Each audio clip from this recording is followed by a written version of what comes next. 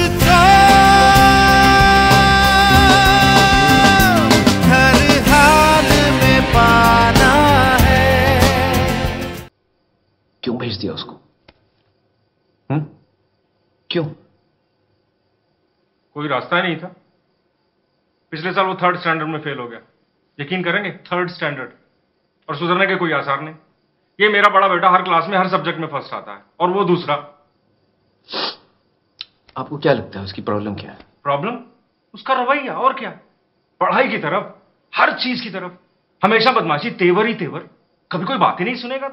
मैं आपसे उसका प्रॉब्लम पूछ रहा हूं, आप मुझे सिम्टम बता रहे हैं। आप बता रहे हैं बच्चे को बुखार है, वो मुझे मालूम है। मैं पूछ रहा हूं बच्चे को बुखार क्यों है, वजह क्या है बुखार की? हाँ तो फिर आप भी बताइए, बताइए। उसके पढ़ने लिखने की गलतियों में आपने कोई पैटर्न देखा, कोई गलती जो वो दोहराता हो? पैटर्न? काय का पैटर्न? सब गलतियां ही गलतियां। फिर आप पैटर्न पहचान नहीं पाए।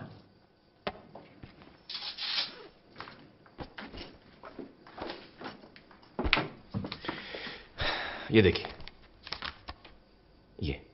ये बी की जगह डी तो डी की जगह बी। एक जैसे दिखने वाले अक्षरों के बीच में कंफ्यूजन। और ये एस और आर उल्टा लिखा है, बल्कि कई सारे अक्षर उल्टे लिखे हैं। ये देखिए, ये छोटा एच, छोटा टी, देखा? Mirror imaging. Animal animal animal, एक ही पेज पे 3 अलग अलग स्पेलिंग। इसका मतलब कोई एक गलत स्पेलिंग उसे याद है, ऐसा नहीं। दूसरी बात, एक जैसे शब्दों को मिक्सअप करता है। ये टीओपी टॉप बन गया पीओटी पॉट, SOLID सॉलिड बन गया SOILD सॉलिड। क्यों करते हो ऐसा? बेवकूफ है, आलसी है ना? मेरी समझ से उसे अक्षर पहचानने में दिक्कत हो रही है। जब आप APPLE एप्पल पढ़ती है तो आप अपने दिमाग में एक लाल लाल एप्पल बना लेती है। ईशान वो एप्पल पढ़ ही नहीं पाता, शायद इसलिए मतलब नहीं समझ पाता। पढ़ने लिखने के लिए अक्षरों की आवाज, उनकी बनावट, शब्दों का मतलब समझना जरूरी है। ये अहम जरूरत ईशान पूरी नहीं कर पा रहा। ऐसा कुछ नहीं है, ये सब बहाने हैं पढ़ाई टालने के।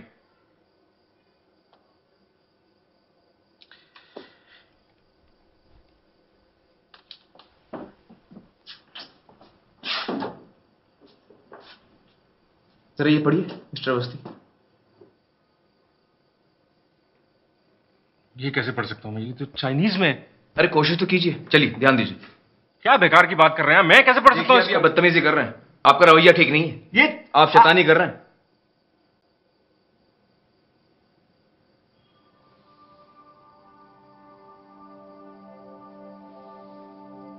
कुछ ऐसी ही कैफियत होती होगी ईशान की, अक्षर ही समझ में नहीं आते होंगे।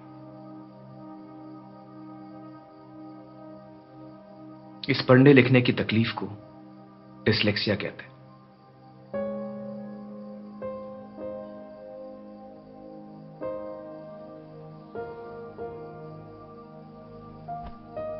कभी कभी बच्चे को डिसलेक्सिया के साथ साथ और भी तकलीफें हो सकती हैं, जैसे कि मल्टीपल इंस्ट्रक्शन समझने में दिक्कत, turn to page 65, chapter 9, para 4, line 2, confusion, या फिर poor fine and gross motor skills.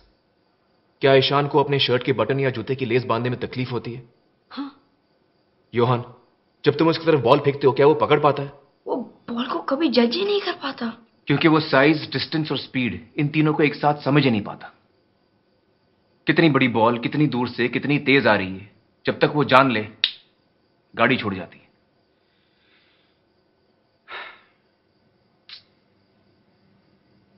जरा सोचिए, एक बच्चा महज 8 या 9 साल का, पढ़ नहीं पाता, लिख नहीं पाता, रोजमर्रा के मामूली काम नहीं कर पाता, वो सारी चीजें नहीं कर पाता जो उसकी उम्र के बच्चे बड़ी आसानी से कर लेते हैं। क्या बीतती होगी उस पर? उसकी सेल्फ कॉन्फिडेंस की तो धज्जियां उड़ जाती होंगी। अपनी खामियों को टेढ़ेपन के लिबास में लपेटकर दुनिया से लड़ता होगा हर रोज, गदर मचाता होगा, गदर। यहां क्यों बताऊं दुनिया को कि नहीं आता, नहीं करना कह के टाल नहीं दो? बड़ों से तो सीखते हैं बच्चे।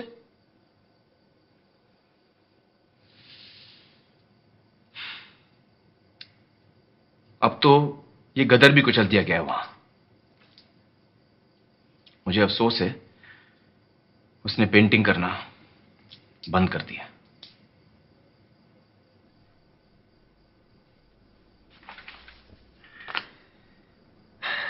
बड़े दुख की बात है।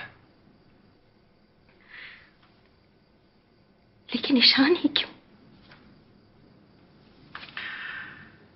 इसका कोई जवाब नहीं है। इट्स अ न्यूरोलॉजिकल डिसऑर्डर, किसी को भी हो सकता है, कभी कभी जेनेटिक भी होता है। आम आदमी की जबान में कहूं तो ब्रेन में जरा सी वायरिंग की प्रॉब्लम है बस। तो आप ये कह रहे हैं मेरा बेटा नॉर्मल नहीं है, मेंटली रिटार्डेड? अजीब आदमी है आप। ये देखिए मिस्टर अवस्थी, ये तेज दिमाग हजार ख्याल बुन रहा है रंगों में, आपके और मेरी काबिलियत से कहीं आगे। लेकिन इसका फायदा क्या है? इसमें फायदा क्यों ढूंढ रहे हैं? तो और क्या ढूंढूं? क्या बनेगा बड़ा होकर वो? कैसे बराबरी कर पाएगा इस दुनिया के साथ? क्या सारी उम्र में उसे घर पे बैठ के खिलाता रहूंगा?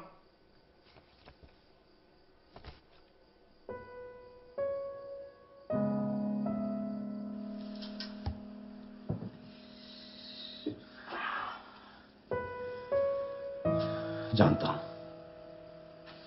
बाहर एक बेरहम कंपेटिटिव दुनिया बसी है, और इस दुनिया में सभी को अपने अपने घरों में टॉपर्स और रैंकर्स उगाने हैं।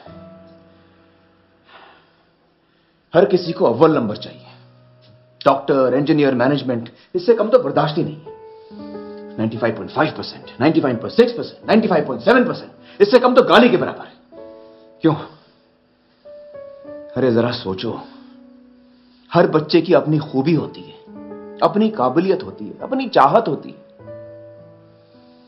लेकिन नहीं, हर उंगली को खींचकर लंबी करने में लगे हैं सब। लगे रहो, चाहे उंगली क्यों ना टूट जाए।